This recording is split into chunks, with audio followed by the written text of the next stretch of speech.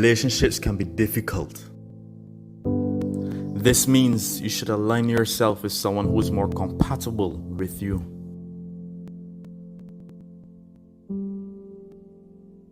Have you ever had to ask yourself, is this the person I really want to spend the rest of my life with?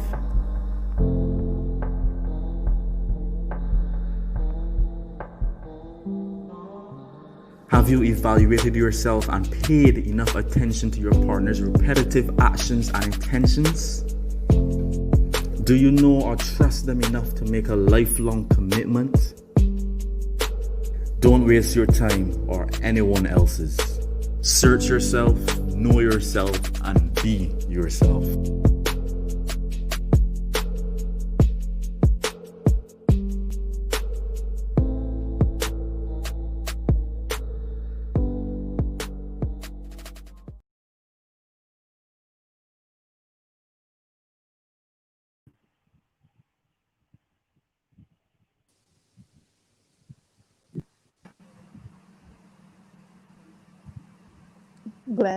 Glenn, you're muted. This happens every time. Guys, welcome to the show. Welcome to It's only me, to be honest. This happens every time. This is an attack from the pits of hell. I don't understand what's going on. But yeah, guys, I am here with my special guest, Solini. We have Trey once again, and we have for the first time Janelle Brown. Janelle, this is her first time to the show, guys. So welcome her. Give her a big hug there in the comments. Thank you guys for joining very much. Let me just show out some of the guys here. We have Sharon. I believe this is Aria. We have Mario. Good night, everyone. Laverne, what's up? Yeah. So Janelle, just introduce yourself for us. I feel like I would do better with prompts. Like, what do you want to know before I say Well, something? I know that's... Janelle is from St. Vincent. So anybody from St. Vincent, yeah. They got St. Vincent, for sure. Right, so I'm Ascension. I'm 23. Yeah. I love chocolate. I'm a Christian. Is there anything else that you need to know? I think there's a lot. But I guess we'll get to know more about you as the night progresses. Good night, Judah. You guys see what a way to start. I don't know. Like, I made sure everyone else was. Anyway, guys, let's move on to the discussion. Yes, thank you very much for joining. Right, so our topic tonight is entangled, and I think many of you know why we chose this topic. It was hilarious when we kind of the first time it was, but yeah, we have a lot to unpack tonight. So I really hope you guys tune in and leave those comments in the live chat. Anything you have to say, you can let us know during live chat and contribute towards the discussion. So we're gonna start. Remember last week we spoke about friendships and the company you keep. And all of that was a foundation for this episode tonight, because as we move into relationships, we realize that in relationships or romantic relationships, we need to build a solid foundation before we go pursuing that type of relationship. And I personally believe that those relationships should be, that foundation should be there before we look to pursue any serious romantic interest you may have in someone. So yeah, that's all about it for me. So I'm just gonna read these 2 points here very quickly and we'll give you our feedback. So building a solid foundation for a romantic relationship. For anything to last, it must have a sturdy foundation. This requires patience, trust, understanding, vulnerability, wisdom, and love. These things are fundamental to any successful relationship. Our second point says, being good friends does not mean you will have a good relationship. A friend you experience and a partner you experience can be completely different experiences. Now, I would have touched about, my personal beliefs of why friendship, that foundation there is important before you head into a relationship. But Janelle, I want to hear your thoughts on when it comes to building a strong foundation for relationship or pursuing a romantic interest. Okay, well, I have to say that I think over time, with maturity that your views would change, because I find that when I was younger, I used to enjoy, I guess, the thrill of not really knowing the person, like them not being my friend first and then going into a relationship. But like as I got older, I realized that a lot of these people out here are psychos, and I can't just be allowing everybody to have that kind of emotional access to me. So I think that it's really important to have a genuine friendship, I would say, because normally when people approach you with romantic intentions, there's this bit of a facade that goes on where they pretend to be perfect. Yeah. You're like, oh, I don't fart. I I don't do anything that might be off-putting. And a lot of people can pretend for a while. Right. So if you present yourself as a Oh, no. friend, there's a lot less pretending that goes on. So that's always a good place to start. And then as you get to know them, then you can decide whether or not this is somebody who you want to have a long-term interaction with, and B, if you want to pursue a romantic interaction. Okay. Interesting. I'm going to say ladies first. So you can go ahead and give your 2 cents on that. That was an interesting perspective, wanting to keep the mystery or things interesting and not really getting to know them before the relationship so that you can, enjoy not getting to know them while the relationship progresses. But I think the foundation that was established last week on friendship and friendship being a bond that is shared on mutual trust and honesty and understanding is exactly what you need for a relationship, a romantic relationship. Um, and I think it's important to get to know people because, like Janelle hit the nail on the head, people can pretend for a very long time, especially when you jump right into, wanting to have a romantic relationship. There's nothing wrong with getting to know people first before you develop that level of attachment, that emotional attachment that goes with getting involved in a romantic relationship. Solid point. Let me just jump in here quickly. When it comes to that pretending, we can only pretend for a certain amount of time. No, I experienced this on both sides, where I pretended and where this pretended to, as Janelle said, it was this facade. So then, like, when you see how this person really is, it's just like, are you a couple months in? It's just like, um, Yeah. what? Where's the exit? What is going on? Where is all this coming from? Like, this is not who I was attracted to at first. And then, these people change and not, but, it was just a facade, as you said. So that's why it's so important to spend that time getting to know people genuinely. And even if you have that passion, if you're attracted to that person, don't reveal it so soon because then that relationship can, the intentions of that relationship can fluctuate so many different ways. You would be doing things for so many different reasons rather than being genuine and trying to pursue a genuine friendship with the person and trying to build that bond. Good night, everyone. Some other people join me. Out Samantha, Emily. Good night. Thank you very much for joining. Hi, Shamika. How are you doing? So yeah, and you guys can let us know in the comments what you think is important for building that strong foundation for a romantic relationship. So kindly let us know, please. So Trey, yeah. Yeah, to be honest, some very great points were made. I'm not sure if I could add too much, just that you have to notice the red flags and pay attention to them as well. Because the thing is, sometimes people do see the red flags, but because they're still in that friendship stage where it's like, okay, I'm not necessarily in a relationship with you, so this is something that I could ignore. But then when it gets to the actual relationship, now that red flag becoming like this big sea of red that is drowning you. So again, the perspectives tend to differ, but overall, if you can, while you're building that foundation, if you're seeing those red flags, pay attention to those red flags, please, please. Yeah, valid point, Trey. And that actually made me remember something as well. You were talking about red flags, and sometimes we could some traits that the person would have would seem cute at that point in time, and they're not necessarily positive traits, but you still have that you're still in that quote unquote honeymoon phase, right? So it seems cute at the Yeah. time, but when time goes on and you really commit yourself to this relationship now, and you realize that this is really annoying, this is something you can't deal with, and it's like, yeah, but you never used to say nothing before. You understand? So like, this is a real thing, and this is what you need to know if this is something that you can even live with in the future or see Mm, yourself tolerating in the future. You always got to think long term when it comes to relationships.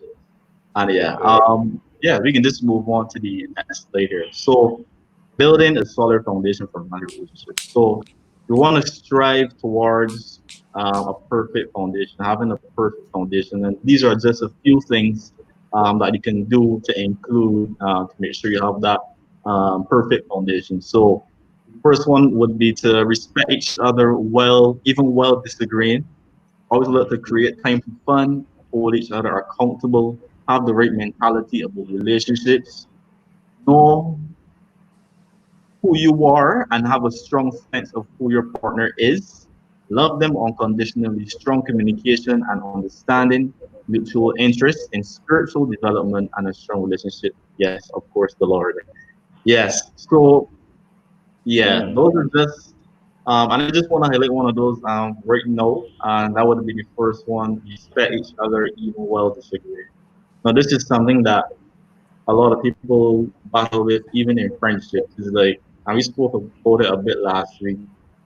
Because I disagree with you, depending on your topic, is like have these different way of like I really can't be your friend if you don't believe this certain thing.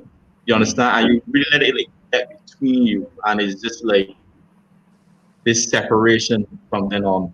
And I don't know if any of you have experienced. But I personally have experienced many situations, friends, and relationships where it's like you disagree on something and it's just this bad tension for no reason. Like it mm, was just a disagreement. Like that's It's why actually we agree to disagree. But some people mm, can't handle that. Some people think you should agree on everything if you are meant to be. And that's not true. mm, So yeah, you were saying, Janelle? no, I was going to say I find that hilarious that that came up because just yesterday I was talking to my mother and she asked me about a friend and I was like, well, a friend. And I was like, oh, they stopped talking to me. And she's like, everybody has stopped talking to you. Like maybe you're the problem. And I'm oh, like, wow. Wow. but it's just Our the people case quality. that because I'm very blunt, Mm, if I think that you're wrong, I'm going to express that you're wrong. But some people want to have yes men around them, Yes, and I mm, yes. cannot be a yes man, so I lose a lot of people because of that. okay. Well, last week we were actually just framing that as a quality for a true friend. Like you gotta be able to tell your friends when this is wrong, but they don't want to hear it. But it just reveals who is meant to be there. Mm, I'll Yeah. go and tell my mother. But I Yeah. think, Sorry. Mhm. to inject, I think it is important to, while not being a yes man, to be aware of who you're addressing at the point in which you're addressing them. I mean, I consider myself to be quite frank as well. Um, but as I yeah. got older, it's something that I kind of developed a greater control for because at the end of the day, I and yourself, Janelle, you're responsible for highlighting when someone is slipping up or the ways in which they can do better. But Mm-hmm. we don't need to be harsh about it. We could be For blunt sure. and, keep it straight to the point. Mm. So, yeah. Yeah. Do you have anything to add? Um, not to that. I kind of want to ask a question, if that's okay. Yeah, you could. We could bring back up the slide about the points of building a solid relationship. Yeah, sure. Right. So points 8 and 9. Um, I'm wondering because I have seen people in very long-term relationships and marriages, and they seem to be happy together, but they're not necessarily religious. So I'm just wondering, like, what would your views? And I open it up to the whole panel and the comments as well. Yeah. Like, is it possible to have like a strong foundation and a long-lasting relationship without any spiritual component to it? I'd like to take that question. Okay, you go ahead first then. I think it's possible. Mhm. And I think the reason why people encourage having a spiritual foundation or a love for Jesus is because sometimes in a relationship, love is not enough.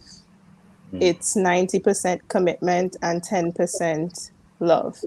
And sometimes, if Jesus is not in the equation, it comes down to your commitment to your partner. And even then, that might not be enough. But in a relationship with God, if your if your commitment is to God, then it's a bit more difficult to disrespect the relationship because both of you are committed to someone higher than yourselves. So then my commitment is not based on whether or not you get me upset, because either way, I don't want to, step out of my walk with God. But it is completely possible, I believe, for um, non-Christians to have a long-standing relationship because their value system, as I believe your values should be aligned. So even if they aren't Christians, as long as their values are aligned, then they should be functional. Okay, fair enough. I was just asking because I myself, I don't really consider myself to be religious anymore, but I do want to get married and have children. You know, the whole cliche suburban life thing. So I was just wondering if that's now impossible for me because I don't really see myself as being religious anymore. So thank you. That was a very nice answer. Yeah, I really think Janelle hit the nail on the head there. I just want to highlight some comments. Jacinth is saying it is possible.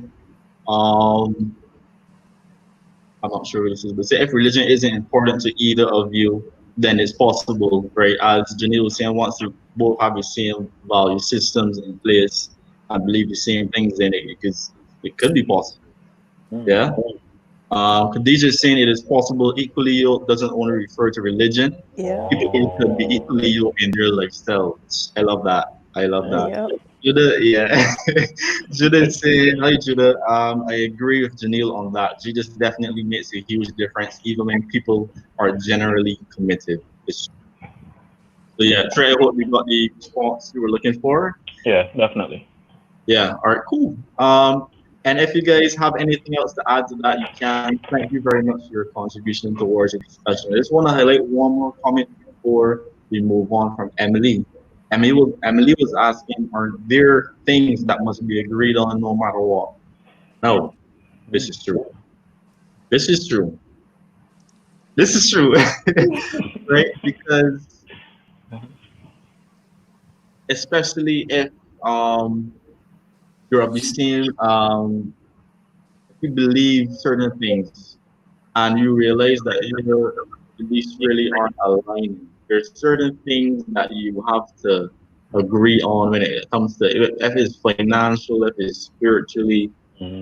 if it's morally. Like you have to agree on certain things in order to move forward because then that person could be living a completely different life from you, and you might not be acceptable of that.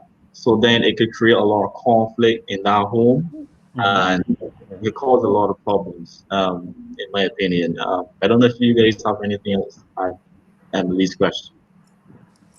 I think, I definitely think. Oh, sorry. I definitely think This is where compatibility comes in. Um, I don't think everybody is meant to date. Maybe someone they have dated at one point or another because their goals did not align or they didn't agree, like you said, on things like finances or the major things. that can possibly cause tension, because generally speaking, friendship of any kind is hard. It's hard to maintain when you have, varying personalities, etc. You add romance to it, it becomes even harder. And later on, I believe we're gonna get into marriage, which is a bond or uniting of two flesh that should become one.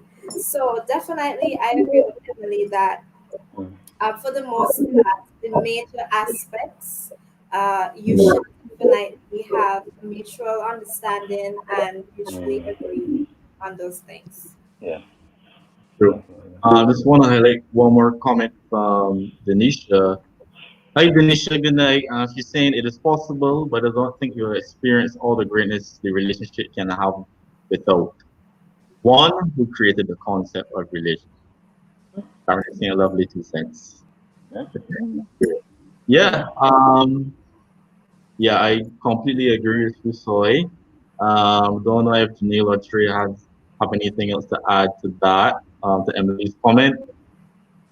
But The only thing I want to add is that, like, I do believe that there should be certain non-negotiables. For me personally, if you are racist, it can't move forward. Fair enough. Honestly, if deal breaker. if Deal you breaker. are a rapist apologist, Mm, it can't move forward. Uh, Yeah. okay. yeah. Yeah. Okay. Yeah. And when it comes to strong communication and understanding, now communication is something we like to highlight a lot when it comes to relationships, especially romantic relationships. So important. But the other aspect of it, which is understanding, we that is something that we need to dig into more because we could communicate to the best of our ability, but we need to realize that we have to communicate in the way that the other person would understand. And I think that is a huge downfall when it comes to many relationships. That people they're so accustomed to communicating the way that they know how, and it's like they don't really get to learn the person and how they understand and how they would articulate certain things and how they would process the information that they receive. So that's all part of knowing your partner and knowing who you're with and knowing how to process um, pain, how to process happiness, how they express themselves. So it's all part of you having to understand um, that bond and that communication that is there. On the topic of communication, this is something that I have struggled with. Um, because I was someone who used to not be the emotional type. It was like, being emotional is weak, being vulnerable is not for me, it's not my thing. So I bottled up a lot. And as I got older and, the stresses of life gets to you, you realize sometimes it can come off in all the wrong ways because you haven't learned how to communicate in a healthy way. And I think that is very important in relationships. In fact, I was reading a blog recently where this she was married and she was saying that prior to living with her husband, she was used to, having things a certain way. She cleans all the time. She's very organized. So she's used to that. And when she got married and they moved in, he was the polar opposite. He is the messy type. He just needs to know where things are. There wasn't even a need for order, really. So you could imagine those two very opposites coexisting and cohabitating. And she said one day she had a meltdown. She had a meltdown because he had the tendency to leave his shoes all by the front door because that's convenient. On his way out, he can put on the pair that he needs. But then she realized that this is a me thing. I'm having this reaction because this is what I'm used to. And I never communicated to him that I would appreciate or I would like if an effort is made. She said she ended up developing a shoe system where she bought A like shoe system, yes, a system. boy. She bought a shoe stand so that he can have all his shoes. She was able to arrange them based on color codes because she was, very precise or meticulous like that.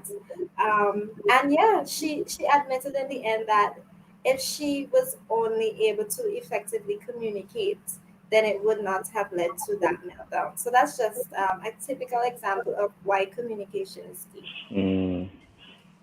If I could add to that, I think one of the most important things to be communicated in a friendship, but also when you are pursuing a romantic relationship, is upbringing and like how you were raised, your background, where you are coming from, as well as traumas, like things that happen to you that kind of shape your outlook or shape little habits that you develop. Because even that lady's OCD, it could have come from an experience that she had or even her upbringing, but because her husband was unaware of her background or certain experiences, then he wouldn't even be cognizant of how can he cater to her or make an environment in which she feels more comfortable. And perhaps he had an upbringing where he could just do anything and live anyway. And she wasn't aware of that. I also think that men and women, we are raised to not be compatible because women are raised to be organized, to be at home, to have structure and order. I have to And interject here about the organization. and in a lot of cases, like men are just allowed to grow up. So then you have this clash because when they come together now, it's like, why is she trying to control me? And is why does he have no control? So yeah. Yeah, I love that. Background, as Khadija is saying, background is very important. Kareem, this one of the latest comment from Kareem. Good night, Kareem. He's saying in a relationship, a woman is at her best self when she is valued. A man is at his best when he is needed. If any of them don't feel what they respectively need, the worst of them will show. Thoughts? I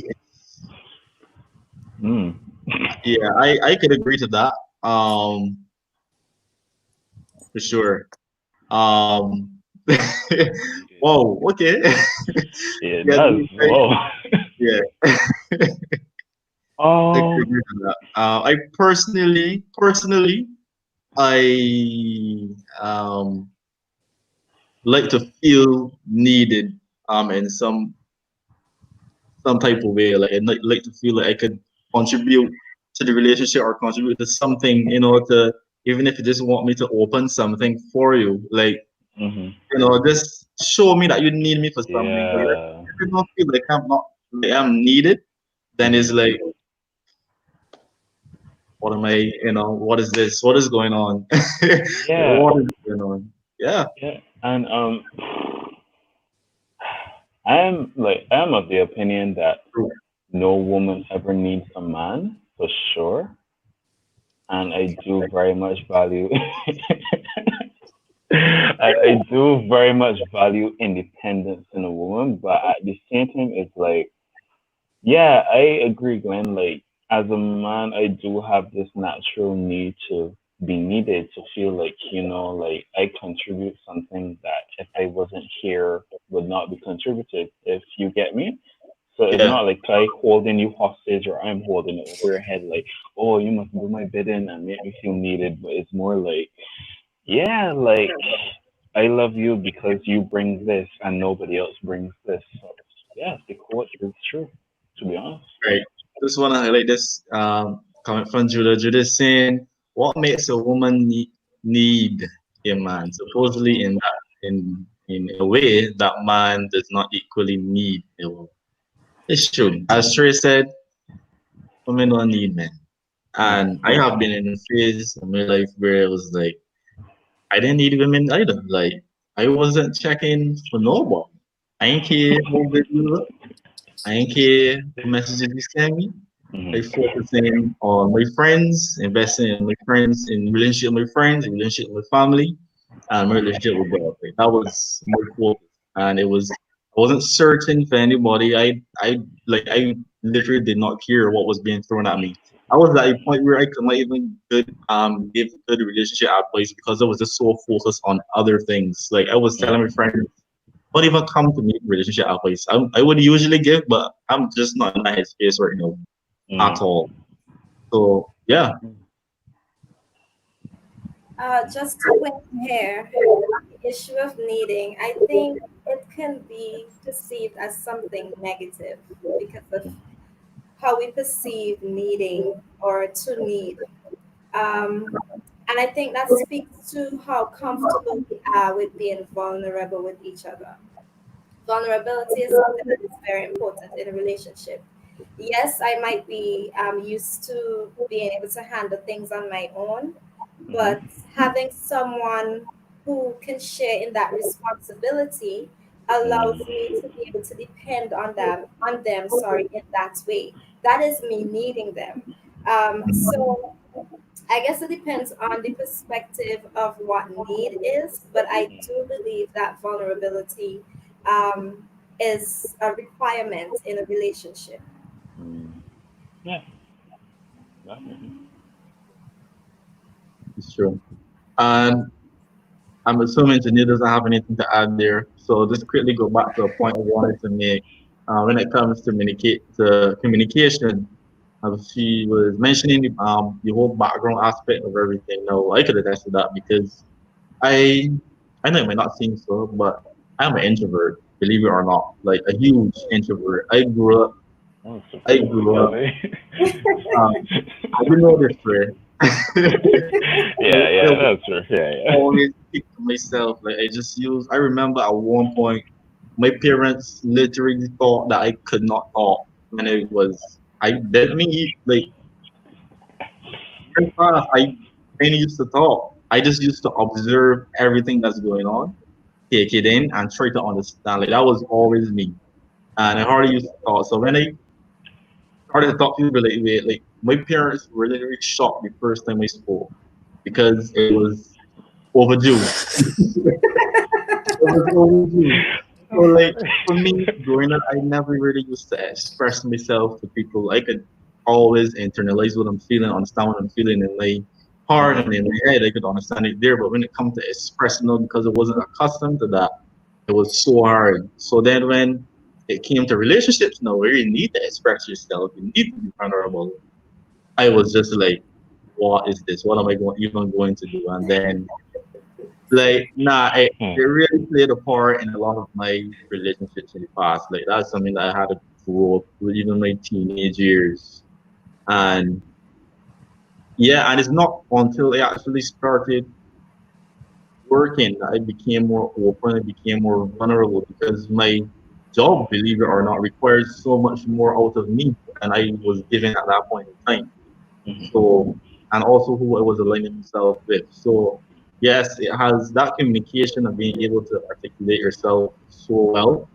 You really have to take into consideration how this person was raised and all of that. So, that was just me. If I could just add as well, because we have both Bajans and Vinci's here, like especially if you come from a multicultural background or if you're meshing two cultures, communication is fundamental because I think this one Caribbean narrative is pushed very strongly, but we are also very different in a lot of ways. And when I went to Barbados, it was culture shock because there's so many things that Bajans do that are normal to them that Mm-hmm. was just like outlandish to me. And if somebody doesn't have, for example, if I was in Barbados and like my boyfriend didn't have a proper knowledge of my background, we could have some serious problems out of just cultural misunderstandings. So it's like, for example, if I say, if you was to say, the mainland of St. Vincent is Equi. That would be like, what is that? No. I'm kind of confused. I'm done. Thank you. Yeah. But it's I true. You have really no need. words. There are a lot of my friends who are Oh, boy. watching and probably I know, questioning, right? what is this? I love St. Vincent and the Grenadines, guys. I love it. I try to First, Views educate dropping. as much as I can. whoa, yes, Caribbean is a Table. very unique. It's true. Table. It's true. Yeah, I agree. Trey is very smart, you know. He called title. I agree.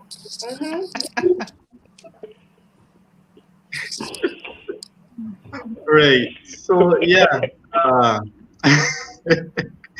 Spirit is just going at it. Wow. Yeah. Okay, I'm good.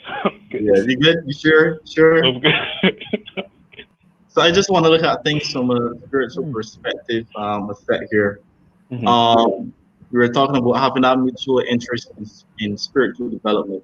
Now, if you are both believers and one of you wants to grow more than the other, and is expressing Mm. that you want to grow more than the other, and then you see your significant other there just drifting off into the world and ended up doing all worldly things and getting yourself involved in, things that already making you uncomfortable. That you at Bible study, you boys Friday night, and she in Second All right Street. now. All right.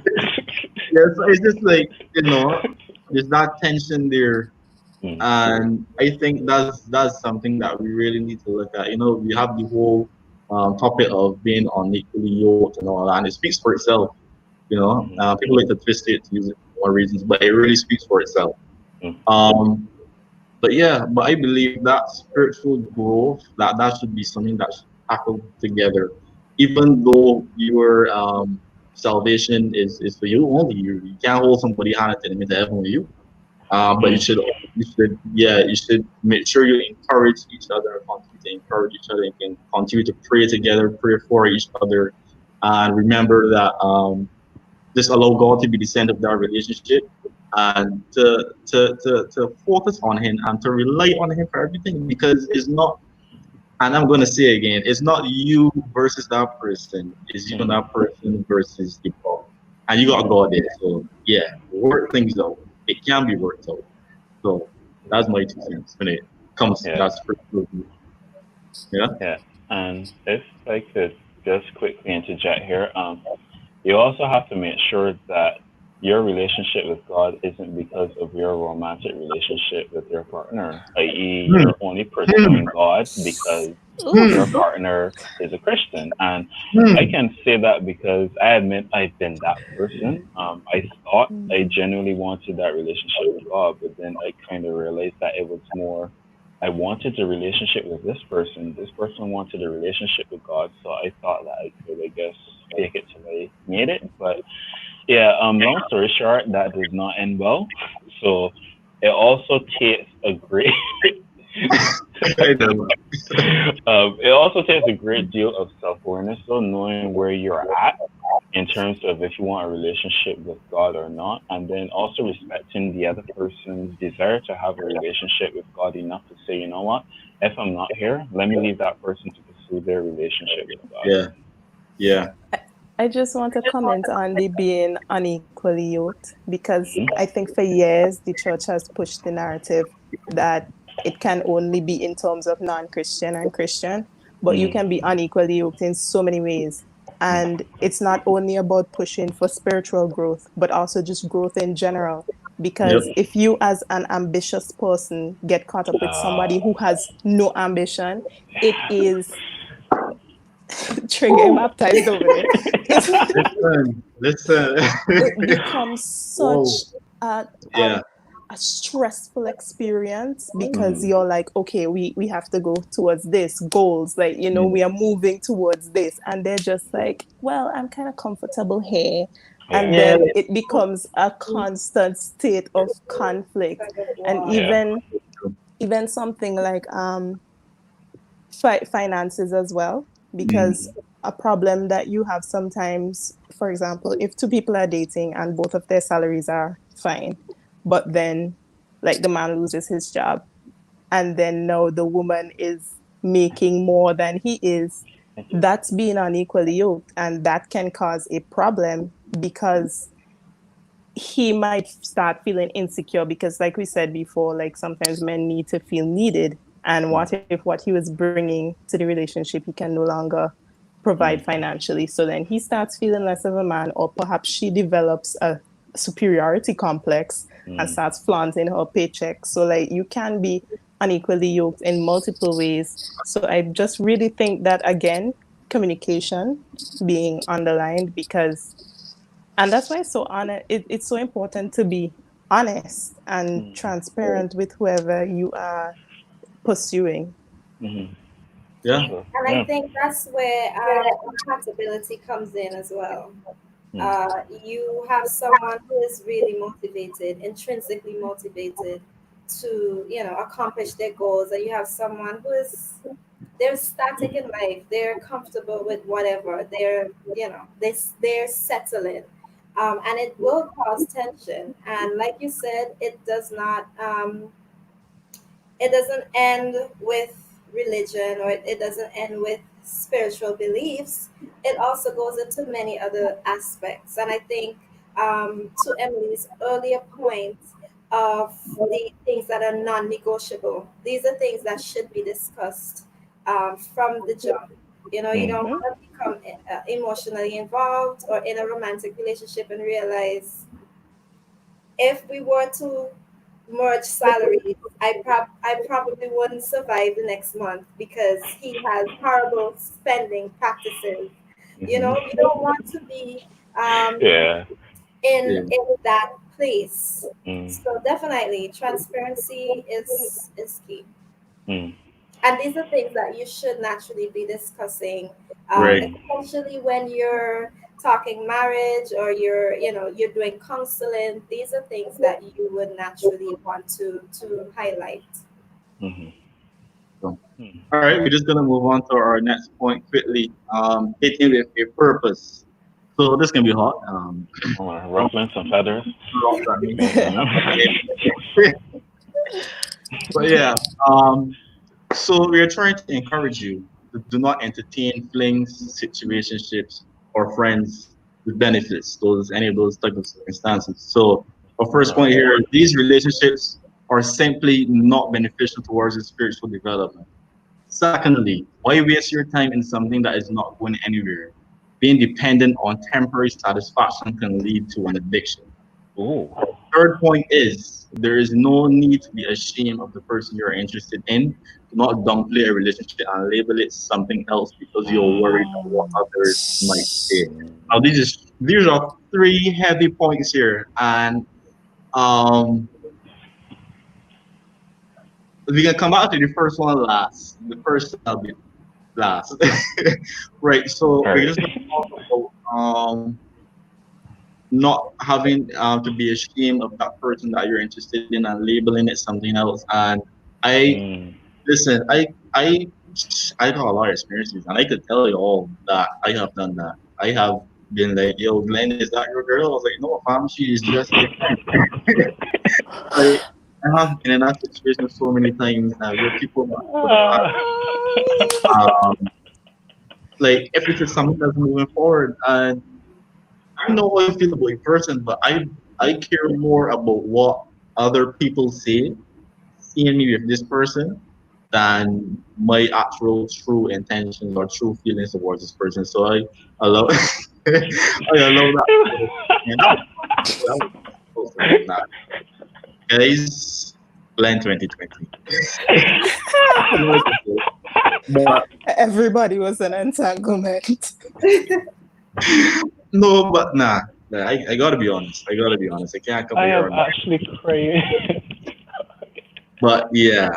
uh, And it's something that I've seen happen. I mean, I would just say, no, it's not, they're not my girlfriend, they're not my boyfriend, it's just this, it's just that. We just talking. What is talking? So yeah, that is my take on that. You guys have anything else to add? Well, ladies first.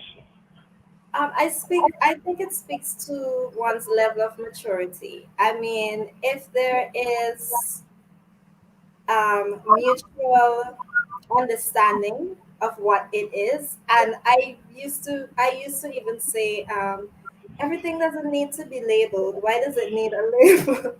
Why come on, Trey, get it together. um Everything doesn't need a label, but if you have that level of maturity, you can call it what it is. You would be unashamed to, if need be, publicly declare that relationship. So Mm, that may have been, that phase or stage in which you were in at the time. But mm, Okay, so you're saying call it what it is. That level of maturity. You both might be mature to an extent, mhm. but what if you're like, someone asks, so are you guys dating? One person says no, next person says yes. oh, but Mm. Or this is based on the mutual understanding. See, Right. Exactly, Yeah. exactly. you know, And I completely agree, Soy, because Mhm. I I'm saying, actually had a yeah, sort of situation like that where it's not really like you wouldn't say, oh, we're dating, but like there's this common understanding that you're my person, I am your person. It is okay, great. exclusive. If Okay, anybody asks, we are each Mm. other's person. all right. Just you to see make that sure that person we sounding all is no almost. embarrassment. Oh, Mm. sorry, I was about to say, Janelle, that you're my person, sounding the equivalent to Jada, referencing No, entanglement. In time. I find you disrespectful and you will receive a letter from my lawyer. But I also kind of want to raise a point that when people don't acknowledge something as a relationship, it may not necessarily be from a place of shame. Sometimes people just Mm-hmm. want to maintain that illusion Mm. that they're still available because Oh, they want their cake and they want to eat it too. So it's Mm. like So they that, yeah, yeah, they're getting like that romantic thrill from one person, but then they might got two or three people on the side that they still like to sleep with occasionally or whatever. So it's like they yes, want to have the best of both worlds. So they don't want to say I have a man or I have a woman because they know from the time they make that commitment, they're not mm, getting access to those other things anymore. that sounds so right. stressful. So that, yeah, it does sound stressful. So that Mario that was actually saying labels help establish boundaries, though, no? It's true, and a lot of people don't like to label the relationship, as Trey was saying, because they want to keep themselves open, keep their options open, and want to feel I'd that, like to yeah, that energy coming from different people, and Mm, that's the reality. I just like to say that at that stage, in terms of not wanting to label it, my reason was that I felt like every time I label something, it does jumpy the scene. So mm. as soon as I say, No, wait, you have to translate. okay, I think I got the gist it of it. it has just messed up everything. Because as soon as Yeah. I'm like, okay, it's like I think the new way of blighting myself is posting the post on Facebook. Because the day I do that, embarrassment. Whoa. So When you save them under, some term of endearment in your phone, that's also when it could go south real quick. yeah, you just say this is your boyfriend. All of a sudden, you find out that that's the community's boyfriend. So it's Please in the comments, you can let us know your thoughts on any of these points. How you feel about posting. That's something interesting. At what level do you post? Like, As I think as Soy would say again, it goes back to that communication. Can I post you? yes. my Oh Sure. my God, So, condolences, ask. though, Janelle. My um, condolences. you might get a reply, you just put emoji over my face, but it is what it is. But that's another conversation altogether. Yeah. Um, yeah. So is there anything else to add about our third point? There's no need to be ashamed of the person you're interested in. Do not downplay a relationship. No. Yeah. So we're gonna go on to our second point. Why waste your time in something that is not going anywhere? being dependent on temporary satisfaction that can lead to an addiction. No, Boy. yeah, just gonna tackle this here quickly, and everyone in comments, people, let me know what you think. You're tackling the second point, about temporary satisfaction leading to addiction. Um, no, in both these, in these three instances, fling situationships with friends with benefit, we have that temporary satisfaction. Is like you tell yourself, well, I don't need to be in a relationship because I just really wanted to be in a relationship because I wanted sex.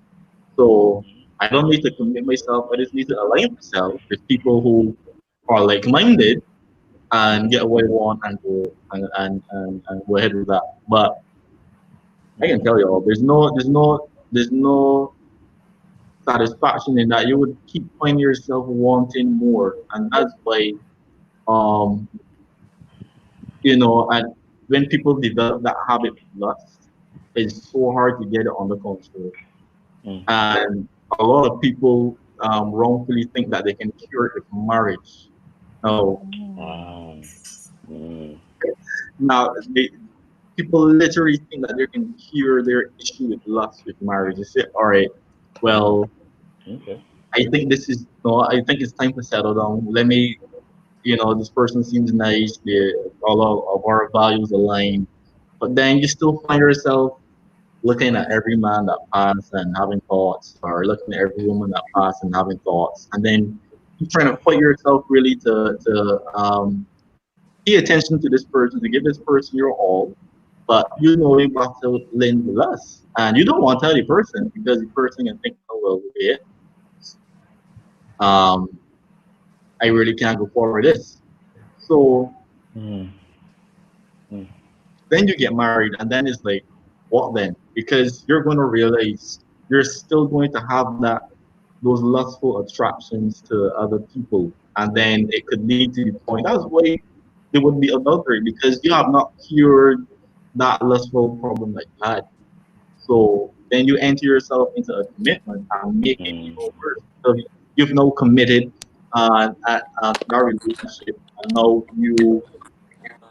because these are the same marriage materials. I know you're realizing you have the epiphany that bit. I still find myself attracted to other people. I still, find myself messaging this person behind my wife's back, behind my husband's back, and it's like, you gotta deal with it then. So you see that temporary satisfaction from flings and friends and benefits and all that there. It doesn't help you in any way, at all, and especially when it comes to soul ties, and we're going to get into that next. Um, yeah. What do you guys think? I think it's horrific. It's absolutely horrific when the community man turns his attention to you and decides that you are the prize cow that will help him settle down. It's literally a nightmare. And they always are like pushing this narrative of marriage. And I think in the church we have really burdened young women with the ideal of marriage, to the point where sometimes they turn marriage into an idol. So then the first man who comes along and is like, I want to marry you, it's like, oh yes, I'm going to go and get married to him, even though there are clear signs that he will ruin my life. And it's just problematic. So I think that like it what do I want to say now in terms of because I don't want to make it sound like it's just men who do that. It's also women who just look for the nearest body, and then they're just like, okay, well, time to settle down now. And the idea of settling down has nothing to do with self-introspection and self-awareness, but it has everything to do with buying a ring pop and giving it to you, and then just hoping that their lustful desires would die down. Yeah. I think also to add to that point that Christians or the church is also partly to be blamed for encouraging young persons to get married so that they don't engage in sexual immorality. Mm. Now, this is not, that should not be the foundation for wanting to Mm-hmm. get married or Yeah. even a reason. Nonsense. Okay, Mm. that is that is, I don't want to say a bonus because it is a main aspect, but it's definitely not the Yeah. sole reason for marriage. And I think that we are guilty of it, of encouraging that within the church. Um, Mm. Sharon earlier comment was that uh, not addressing your lust and then becoming married is the reason why there's so many extramarital affairs happening. Mm. It's not even a matter of, okay, I am attracted to you, and now that we're married, we can do it within marriage. It's just I am attracted to anything that is Anything walking. with legs. I'm just attracted to women in general, and so Uh, um that is for obvious reasons problematic. mm. Right. Yeah. And yeah, as Soy was saying, we take what Paul said in Corinthians a bit too far. Yes, he said if you're burning, you have that burning desire, and you realize you can't really overcome it, then get married. But that's if you only have that burning desire towards that person and not, as y'all said, anybody that has legs. So, Anything that got legs. so yeah, Uh, having that passion is not the only reason why you should get. It is a reason why you should get. Save yourself from committing that adultery. And just want to go back to that lust not being cured when you're married, because even before you're married and you're still having these thoughts about all these women, when you get married, just make it even worse. Because mm. remember, Jesus said in Matthew 5:27, but I say unto you that whoever looketh on a woman to lust after have committed adultery already in his heart. So it doesn't, you don't have to wait until you commit that action. When you already have that desire in your heart, you already undressing this person with your eyes, and you just, you're feeling the type of way just by looking at this person. You've already committed adultery. You've already cheated on your wife. You've already cheated on your husband. So Mm. yeah, like everything starts in the heart. So when you have that heart issue, that's why it's so hard, really, because it's easy not to do something. But it's not easy not to feel a certain way or not to have Mm. that Yeah. sensation in your heart. So that's why God looks at our hearts more than our actions, because our actions and what we see are driven from in here. Yeah. So yeah. Um, and the other point was that these relationships are simply not beneficial towards your spiritual development, and that is straightforward. They are not. There are examples with it, and the others simply not. So we're going to move on to our next point in dating with a purpose. Our first point was we're talking about a romantic relationship should have an goal of marriage. And we have Ruffled. a poll about this. We're going to show it shortly. I'm very excited to give the answers to the polls. But yeah, it's important to know if you are truly ready to commit to another person. Do not pursue your interests for the sake of being attracted or know within your heart if you can be a consistent partner. Second point is if you're not looking to marry, you should refrain from getting into relationships, especially with someone who's looking to marry. No, don't turn the big rock at me. They said what they said. If marriage is your end goal, seek to build a solid foundation and get to know each other thoroughly. So yeah, and I just want to highlight the second point. If you are not looking to marry, you should refrain from getting into relationships. Now I know that might be a hard pill to swallow. We get like to get to know people, all warm, fuzzy feeling has been nice and all of that. But to be honest, if you're not looking to pursue that person to the end, like don't even bother. Like leave. Like think of it this way: there's someone out there who would much love to have that person and love upon them in the way that you are training too. Mm, So don't block that person from expressing that you love that you are not willing to express, mm, especially after the time. Don't waste anyone's time. Don't waste your own. mm. Yeah. Daniel, we have anything to say? You're off. Yeah.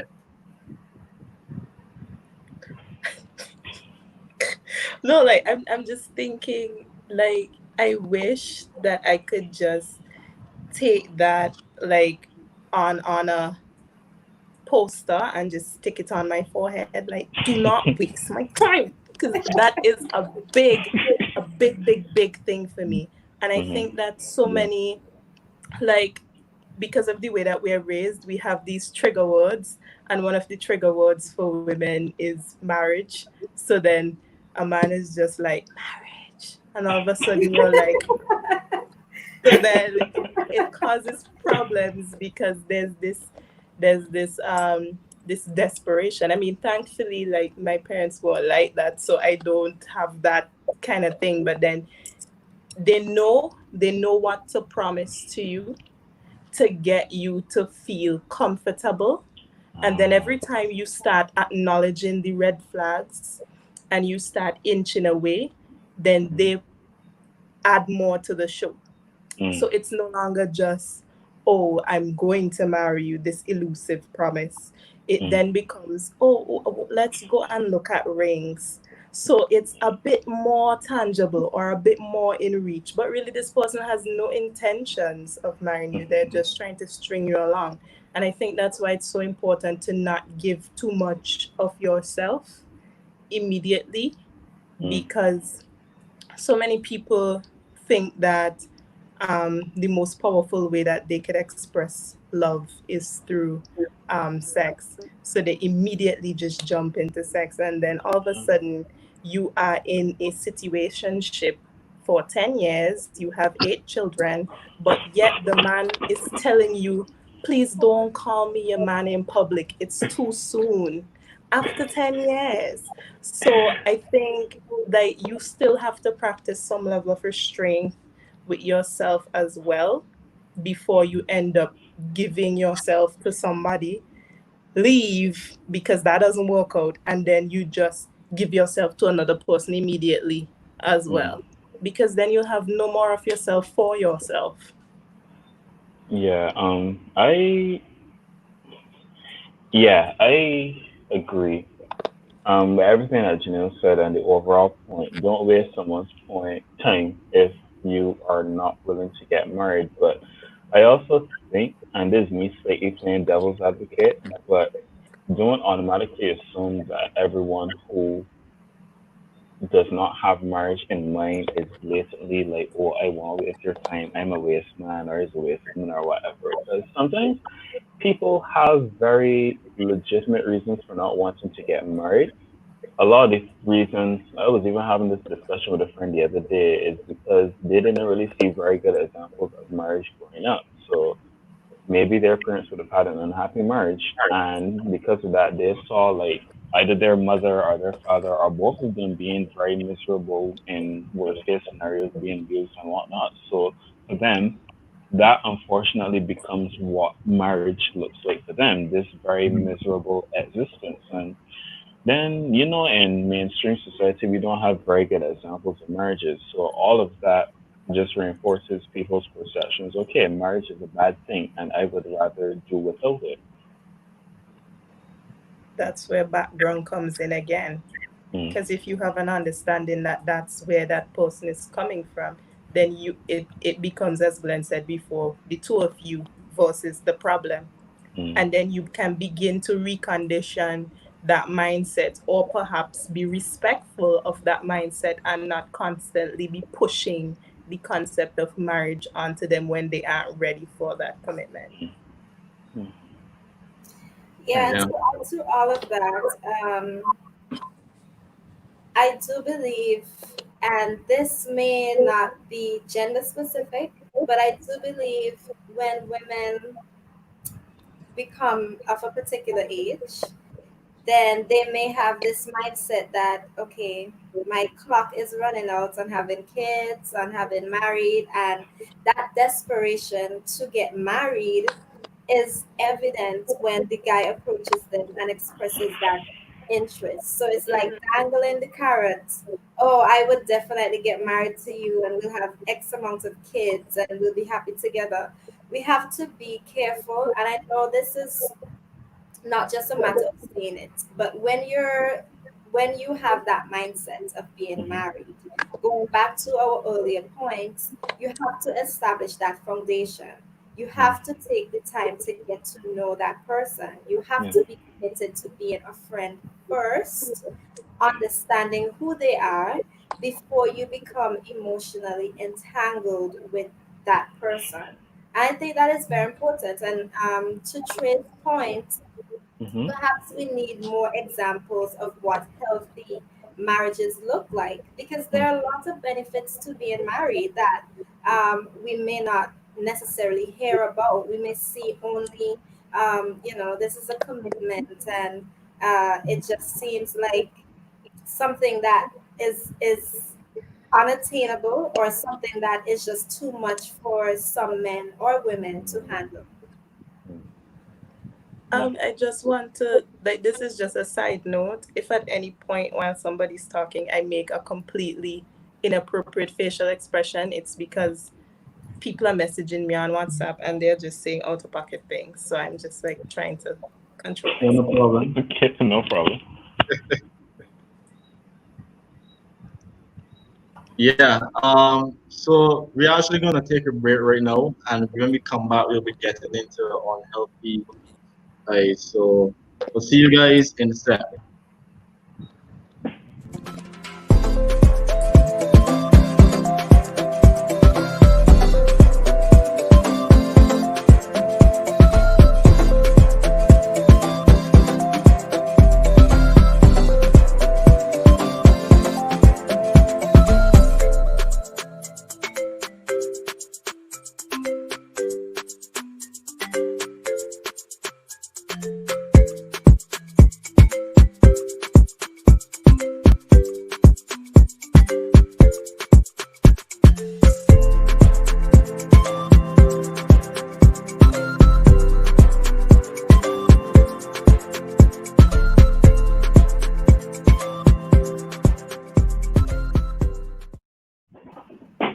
So welcome back to the chat, guys. Just remember to subscribe, like, and share the stream everywhere. Right now we're going to be getting into unhealthy soul ties. But first of all, we want to basically give a definition of a soul tie, unhealthy to be specific. So it's a deep bond or connection that is developed between individuals through an unhealthy relationship, leading to manipulative, addictive, and sometimes violent behavior. So I just want to read another definition quickly. It is saying a sota is a phrase which some people use to refer to a spiritual connection between two people. In many cases, it is said to come into existence after two people have been physically intimate. In others, it has been said to form after an intensely close spiritual or emotional relationship. Um, Sorry, what is your definition or what is your perspective on what a soul tie is or what that looks like? Well, sort of covered it. Guys, can you tell me if you're hearing a feedback? Because I feel like I just heard myself. So, Okay. A little I bit. think you're good. I think you're good. Okay, so yeah, Glenn, you just sort of covered what the soul tie is. It is the joining of two persons, whether emotionally, physically, um, and everything else that you just said. You summarized it perfectly. all right. Okay. Mhm. No, unhealthy soul ties are a very serious thing because I don't know if anyone else has had the experience or of anyone who's had the experience, but have you ever heard about when people would be being mistreated in relationships and being physically abused, emotionally abused, but yet they can't seem to walk away from the relationship. Everyone is like you just leave. You know, and then like even if you leave, you end up coming back to that abusive relationship because it has a lot to do with those same soul ties, that spiritual connection. Because you gotta remember that we have souls, we're spirit beings. So when you become one with that person, you're gonna be emotionally, spiritually connected. So yeah, you were saying something, Janelle?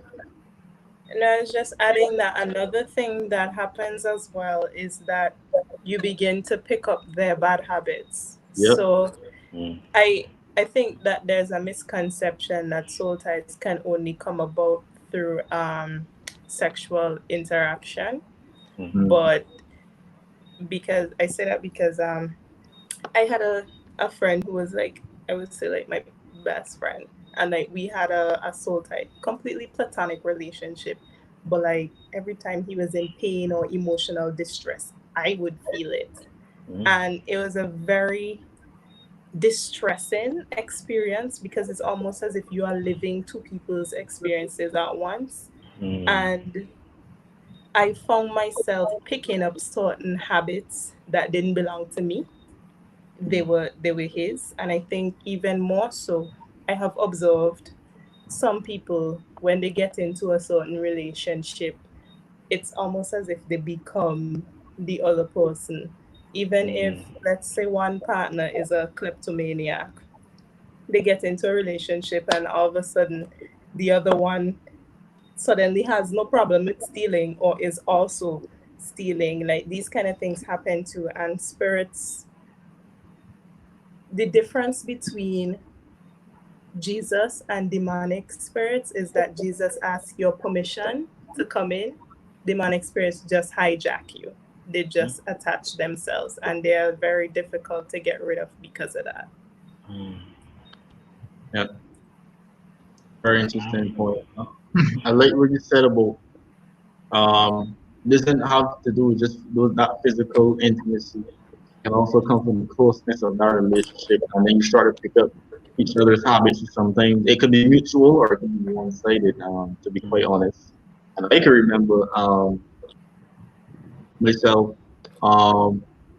this is years ago, and this is friend of mine, and then I just started to pick up. I was spending so much time when you started to pick up their habits, and realized like at one point when I laughed, almost someone like them, I had to stop and ask myself, what is going on? Like what is going on? I realized, and then I stopped there, and then I like kind of went over everything I do, and it was like I'm really starting to look a lot like this person.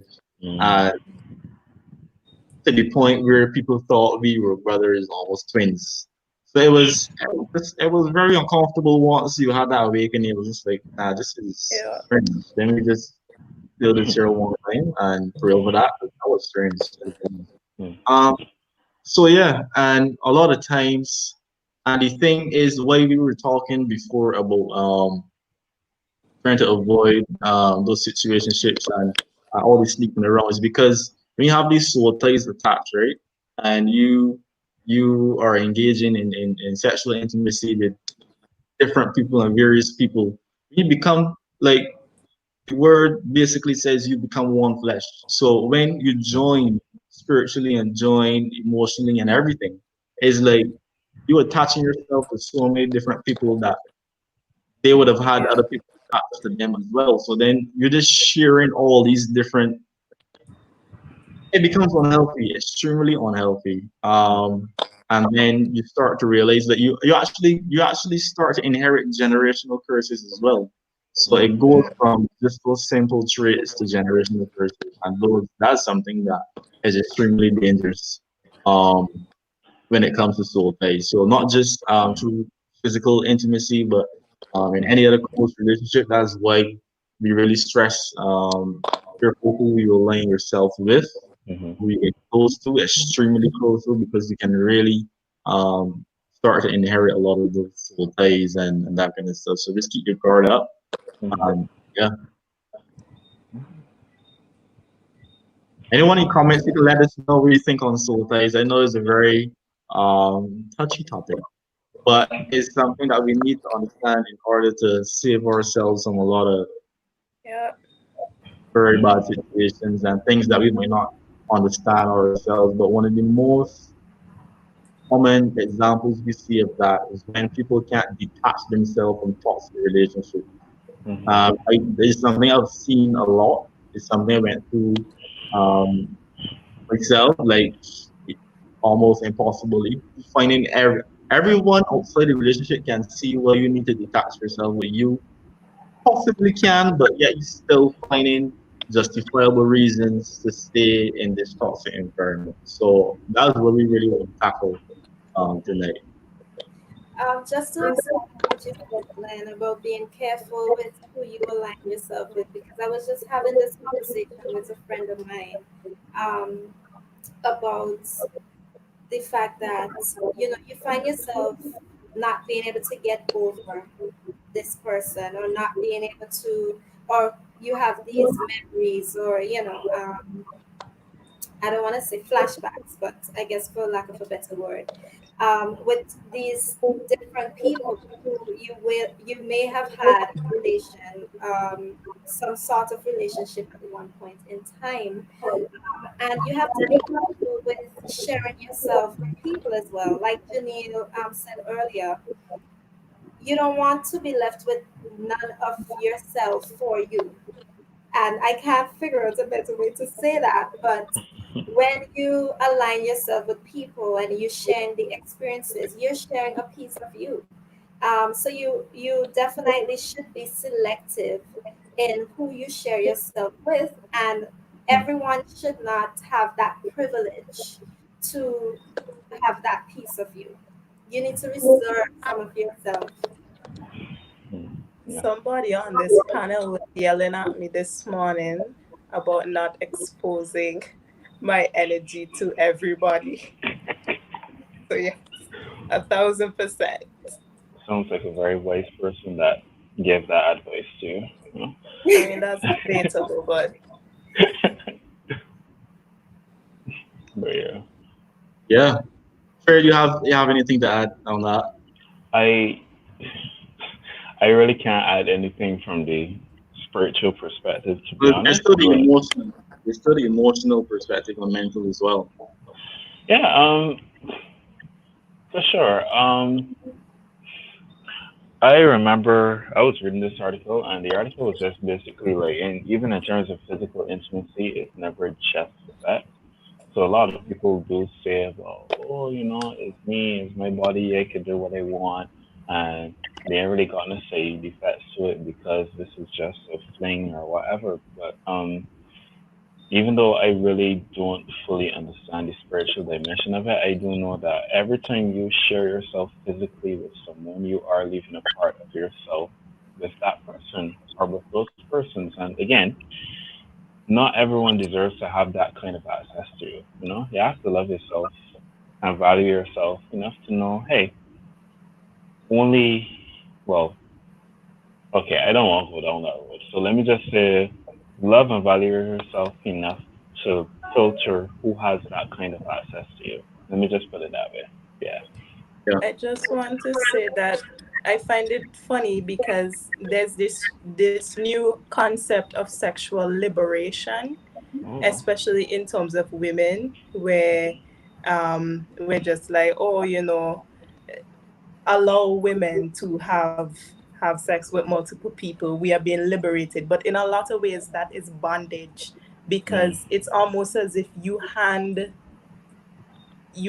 a ball and chain to each person that you are mm, sleeping with.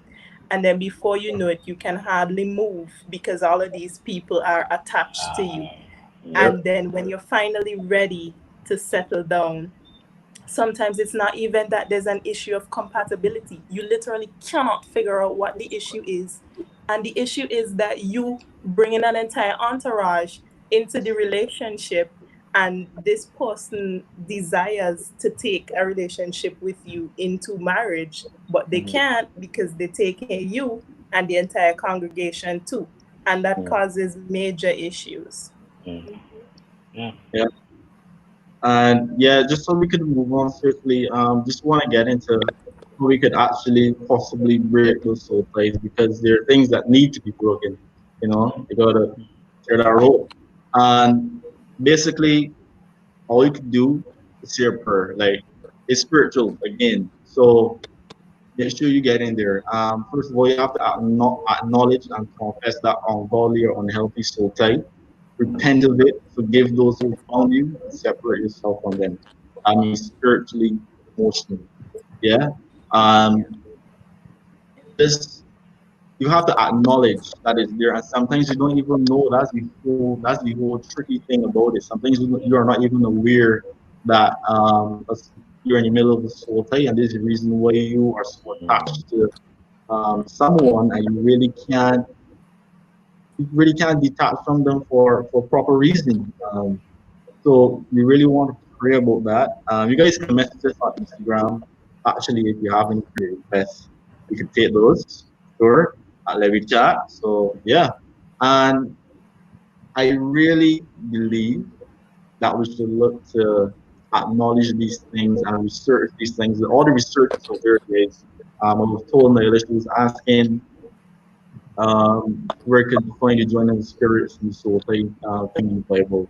I sent her some chapters, but now if you want to learn more, you can always message us on Instagram and anyone else who wants to learn more about soul ties and what's really going on there. You can always message us. We're excited to share the information with you. So yeah, and right now we're going to get into what is marriage. So we're just going to define marriage very briefly, and I just want everyone else's engaged in the conversation, want your interpretation of marriage or what marriage is supposed to look like. So yeah, marriage is seen. I believe there's an example of a soul tie in the history of the man Jacob's law. Yeah, it's true. True. So many. So yeah, thank you, Mario, for that. I have Yeah, I have a question that I received yeah. on WhatsApp. Somebody's asking if you have to separate yourself permanently or if you can still be friends with I the mean, person with whom you have yeah, something. you could still be friends. Definitely, you could still be friends. I mean, when I realized I was kind of acting like this person and kind of manifesting a lot of what they would do on their personality. It was not their problem, it was something with me. I had to check myself and really draw back from that. But we could still be friends. Like, I just really had to guard myself of that. To be honest, be friends for If I sure. can just, because I actually had a different experience to you, because I Okay. think the way that our friendship was going, it turned into idolatry. So like Mm, it was a point where there was nothing that I wouldn't do for this person. Like if they say mm. kill, I would kill Amberry. Oh And wow. I think that because of that, I think we need to God, cut out you like. I think because of that, like God just he destroyed that friendship because he's a jealous God. And it was Mm, getting to that point, and it so happened that I took like for 2 years I couldn't even say the person's name without like becoming a blubbering mess, which is strange for me because I'm mm, not like super emotional. But then when I actually got deliverance from that, then we were never able to be friends in that way again. Like hi by acquaintance can hold a conversation, but there was never the intention of, oh, let's be friends again behind those conversations. So I think that, as you said, you have to guard yourself, but I also think that you need to make sure that your concern is not that, how do I put this? Like, make sure you're not babying yourself. mm. Because sometimes we're just like, oh, well, they said that we can still be friends. And then you never get rid of the soul tie because you are still cobbling it. If you need to cut it off, cut and dry, do exactly that. Right.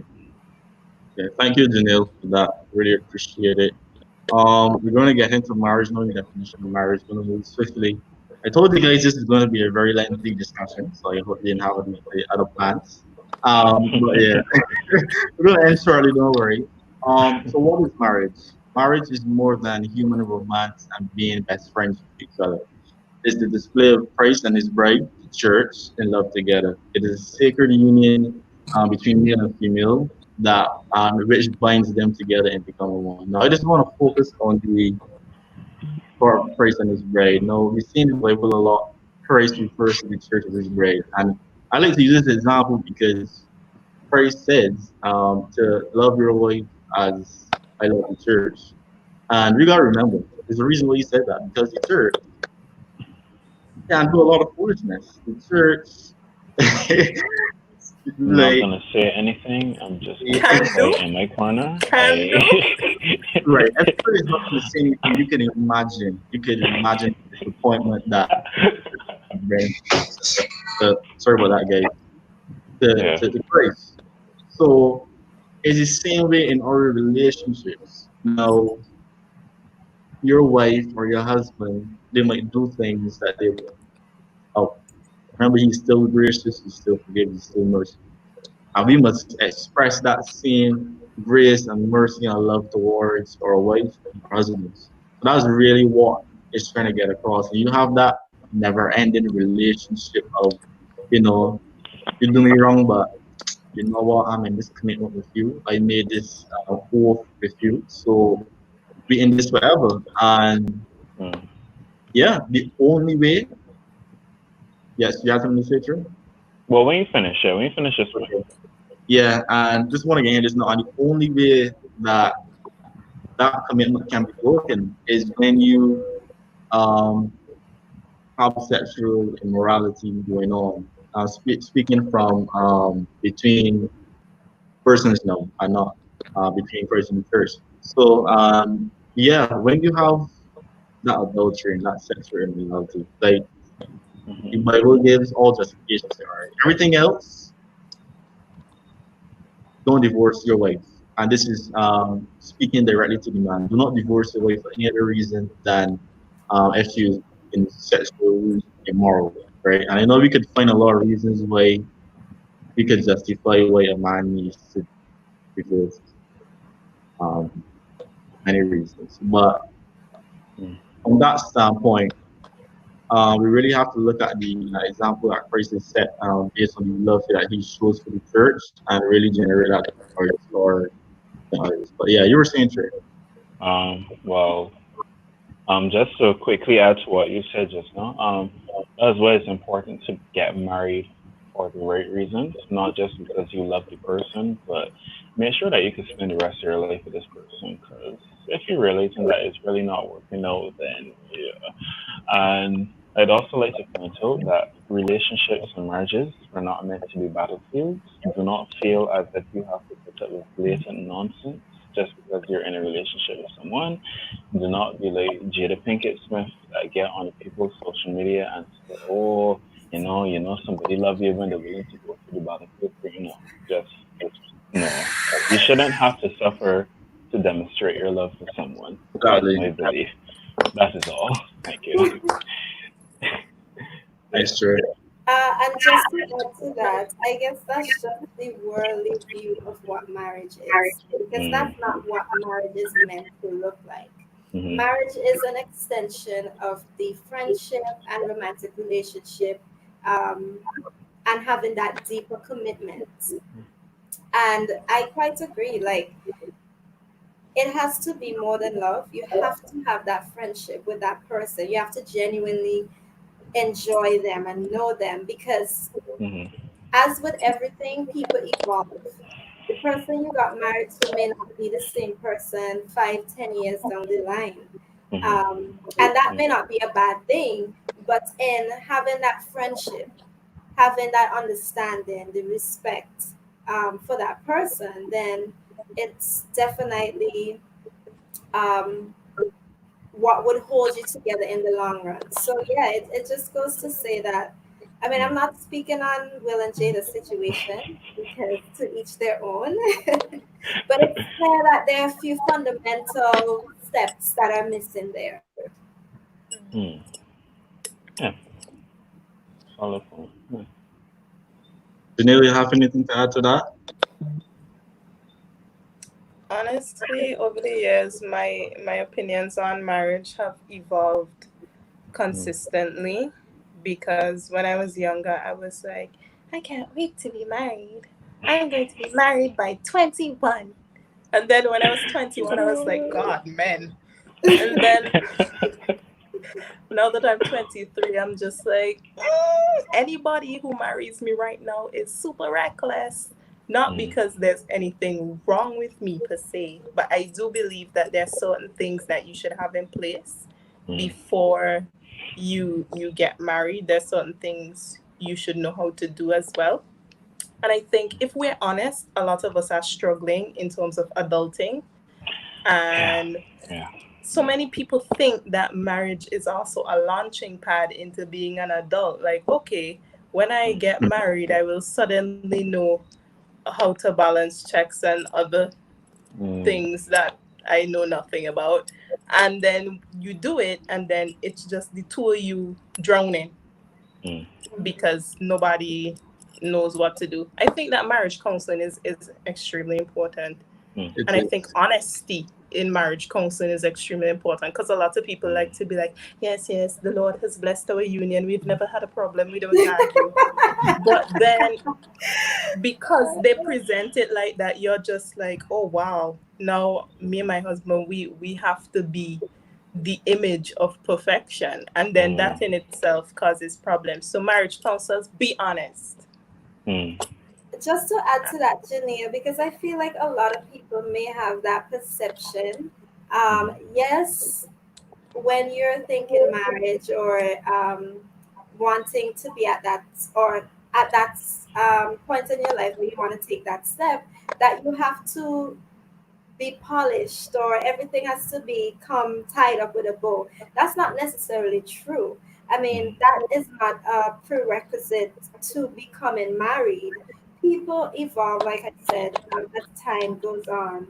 Um, and so it's okay to not have everything. Well, I guess I should probably ask what you mean by having certain things lined up, but it's okay not to have everything lined up before getting married. Okay, to answer your question, what I mean, okay, before, when I was younger, if somebody was like, oh, I want to marry you, I wouldn't even ask them, where do you plan to put me? Because so many people want to marry you, but then their idea of both of you getting married is living in their parents' basement forever and ever, amen. And that's a hard pass for me. So I think that there needs, like, even if you don't have that right now, like if you, even if you don't have somewhere to go, at least have in place a plan of how you can get there. So Oh, even okay. if it's like we're just renting to have autonomy, like I just need to know that you know that I don't know what's going on. So I need your full cooperation. And yeah, just have a plan. And sometimes I don't have a plan. So Fair enough. Well, yes, to that point, there definitely needs to have those conversations of what is expected or what needs to be in place. But in terms of overall, on an individual level, there isn't a need of perfection before you can say, okay, I'm at that place of where I can become married. Keep hope alive, Junior. Yeah. Right. Thank you, guys, for that. So the ups and downs. So I'm just gonna read a couple points to you guys quickly. Understand that habits formed in the courting, or you don't call it courting nowadays, but yeah, stage can continue when you enter into marriage and possibly intensify. This is extremely important. This is something I would have mentioned before. Do not get into a relationship hoping your partner will change their minds about major life decisions involving children and marriage. True. Third point, you can forgive your partner for being unfaithful, but it's up to you if you want to reestablish that relationship. Final point, none of us are perfect and we all make mistakes. That should never be an excuse for being disrespectful or treating your partner poorly. Hold yourself accountable for your actions. So yeah, just want to leave that with you. Um, guys, we gotta move along swiftly because we're at an hour and a half. I actually just want to get into your poll, but if you have anything to add to these points here, you could quickly. And anyone in the comments, if you have anything to add, just keep those comments coming in. We really love your guys' engagement. Thank you very much for joining as well. Oh, you're quiet. Okay, no, you could go ahead. Okay, I guess we can move on. Yeah. So yeah, our poll, and I'm not going to I'm not going to discuss every single point, but we had our first question is what would be some deal breakers in a relationship. And you guys in the comments you can let us know as well. I guess for Janelle it would be that uncomfortable basement, as she's mentioned before. Um but yeah, I just want to read through some here quickly. Lies because they can make trust fragile. I personally despise them sometimes. People would justify lies or something like, I knew you would react like that. Doing things that would disrespect the relationship, very close to your ex, taught everyday kind of close. Ooh. Failure to accept when you're wrong and unwillingness to learn, an abusive partner, infidelity, lack of ambition, lack of responsibility with money, secretive, lack of interest or resolve past relationship, lazy attitude towards life, smoking, can't trust a girl, dismissal of mental health issues as if they aren't a real thing. This is the big one. I need you Yeah. guys, if you haven't, to go back and watch our episode on relationships and mental health. You can watch it on our YouTube channel. Yeah. So abuse of any kind, physical, mental, emotional. If they're simple minded, I like to question things and learn why the why is. If they're messy, nasty, untidy surroundings, giving me anxiety. This is a real thing. Mm. That's gonna be it. Thinking that women aren't allowed to have opinions and that they need, and oh boy, Wow. unable to have an educated and meaningful conversation without trying to change the subject. Wow, true, true. So you have your racism, sexism, extreme misogynistic views, leaving things. Oh boy. Yes. Wow. Okay, okay. As well as having zero realistic plans for his future. Right. This is our last page. So don't cheat. I beg. This person actually played it. So here, don't cheat. Please don't cheat. Mhm. Dishonesty, lack of trust, being boring, meaning the person isn't funny or has no way of actually holding conversation with me. And for personal reasons, it might be contradicting, but I can't hate no hot head. But I hate it softly. I'm a buddy, but I need someone to cheer me up, even if I'm yelling at them. Okay. That's really Um, confusing. That is very yeah. confusing. Okay. Uh, yeah, doing what you say you'll do, and they elaborated by saying, "Don't be too quick to put a title on it and speculate if they have integrity. Be observant of if their actions line up with what they're saying or what the person says they will or intend to do." It's true, and we spoke about this earlier. To value systems like morality and also how damaged a person may be along with what intent they have to feel. Okay, and that was our last responses from the polls and the question, what would some deal breakers? You guys in comments can let us know what would be some deal breakers for you, and also let us know that. Mhm. So going into the second question, do you have an open and honest communication within your relationship? I do. How about you? Yeah. So our Yes. responses were I can't answer that question, mostly. so you know. Victoria, you said what? Sorry. No, I say I can't answer that question, so you know. You and your Yeah. pillow tray. You and your pillow. Whoa, whoa. Yeah, let's leave Trey alone right now. I'm about to leave the panel. So we have most times, nope. Mostly, usually, you would have to be going into uncharted territory or extremely affected otherwise. So we had mostly positive responses. It was yes on the poll that we did, 6% no. Um, Again, we need to have that transparency, that honest and open communication within our relationship, and also that understanding. Mhm. So our next question was, do you believe in dating with the intention to marry? First response was, if that's your cup of tea. Also date to get to know people, not just jump into relationships. Sometimes dating you realize, oh my god, this is the person. This person is a perfect friend. Or now, I really need to get to know you more on a deeper level. Second point was unfortunately I may not get there, but yes, I do. Mm-hmm. Believe, disbelieve. Yes, that's my belief, but it does not always work that way. It's true. The only definition of dating is no. Just want to say something quickly. We all are don't have to end in married or in relationships. And you guys can go and check out First Corinthians 7 and read up for yourself. You know when Paul was saying like you don't need to get married. Marriage is a good thing, but you don't need someone to last in this life because especially if you're on a spiritual journey and you want to be living to please God, it's easier for you to please God when you're single and just focus in everything that you're doing on Him and for playing His name. Yeah. Um. So yeah. So like, and I remember a time a friend of mine was asking me, Glenn, and this was after a breakup. He was asking me, Glenn, what if you were called to a life of singleness? Now, I almost blocked this girl because I mean, what kind of question is that? What kind of question is that? But when I started pondering, that was the wall. I really had to think about it, and I think after that was the point in which where I was just focusing on my friends and family, and I wasn't looking for um pursuing that romantic interest in anyone at all. And that was a very That was entirely a joke. That was done on purpose. whoa. Okay, I think you're included in the show to be doing these kind of things, but we're just gonna swiftly move on.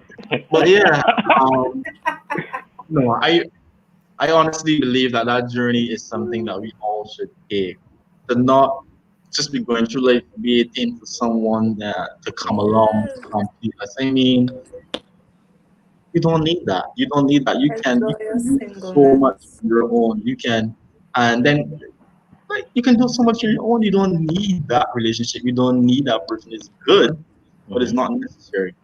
So no, if you are someone who can actually stick out with marriage, if you intend to get married or like the idea of marriage, know if you actually can survive in marriage or if it's just a nice thing to have, or get yourself involved. So before I go to the takeaways, anything Trey, Soy, Janelle, you want to add before we close? Just to highlight one person's response where yes, you're dating with the intention of, okay, it can lead to marriage, but be careful or be aware of that. You allow yourself to date freely so that you can get to know people. And that can lead to friendship, which is entirely fine, or it can lead to you deciding whether to pursue things further. But there shouldn't be that pressure when you're dating per se. Exactly. Exactly. If you approach it from that genuine perspective, like you don't have to approach it. You don't have to date the person to get to know them and just genuinely be friends. And if it develops into something more, then so be it. But don't go in with that intention. All right, this is it. I really trying to be your boyfriend. Or really trying to be your girlfriend. Like I really want to be bad. So just go in it with a completely platonic perspective. And even as I said before from the beginning of the discussion, even if you have that interest in the person, still pursue that strong foundation first before you decide, all right, I'm really serious about this person. I really anything else, Trey, Janelle, you have to add. I think to Soini's point, I think it's very important to establish what your concept of dating is, because I thought that dating can be like with friends as well. So I was in a situation where at one point where I was thinking that okay, I'm going out with this person to get to know them better.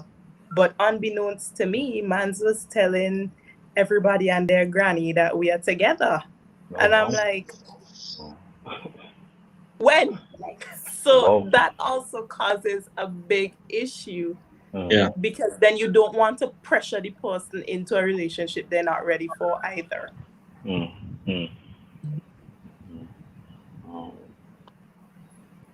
Great.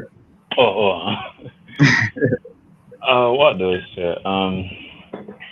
Single life is the best life, y'all. I'm kidding. But if you are, can be if you make it. You understand?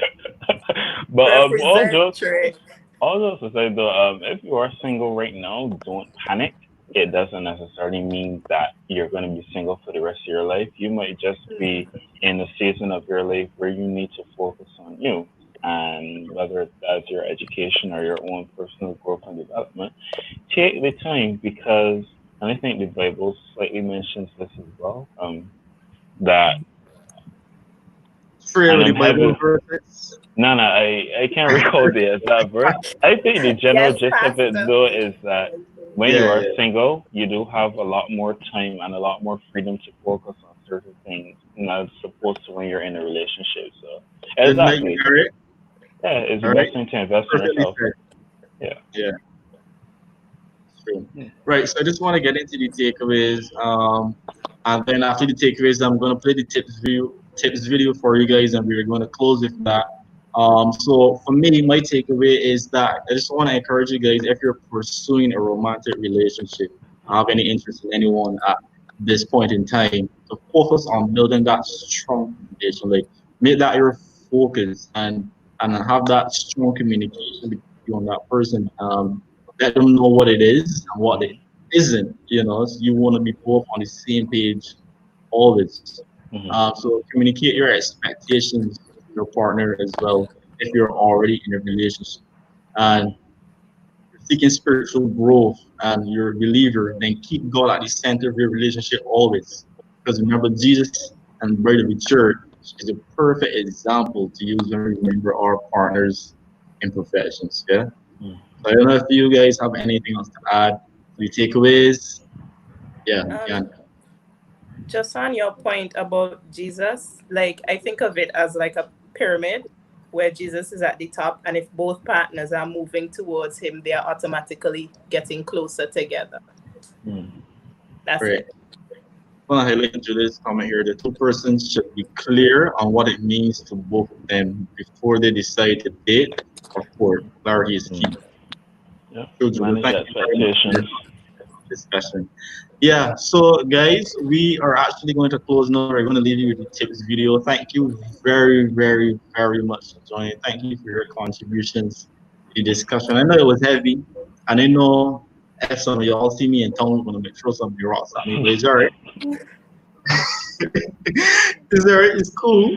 But yeah, thank you very much for joining. Thank you for liking and sharing the stream. Thank you for your contribution to the discussion. Remember, you can always go back and watch these discussions on our YouTube channel.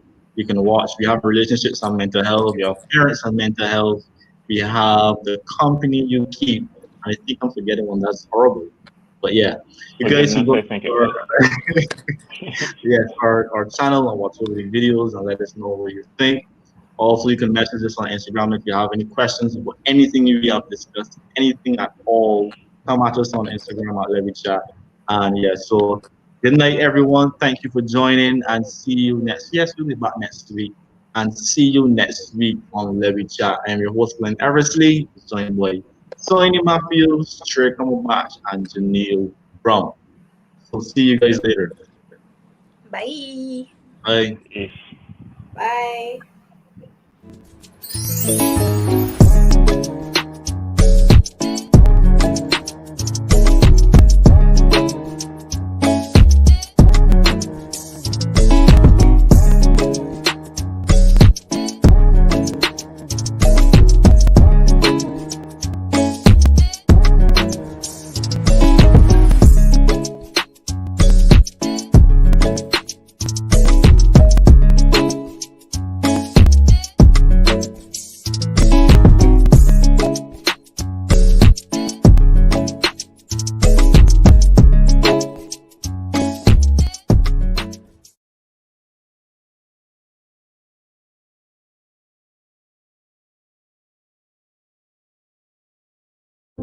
Relationships can be difficult. This means you should align yourself with someone who is more compatible with you.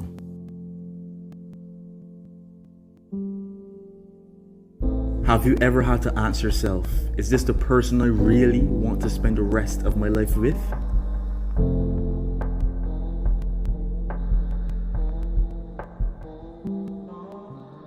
Have you evaluated yourself and paid enough attention to your partner's repetitive actions and intentions? Do you know or trust them enough to make a lifelong commitment? Don't waste your time or anyone else's. Search yourself, know yourself, and be yourself.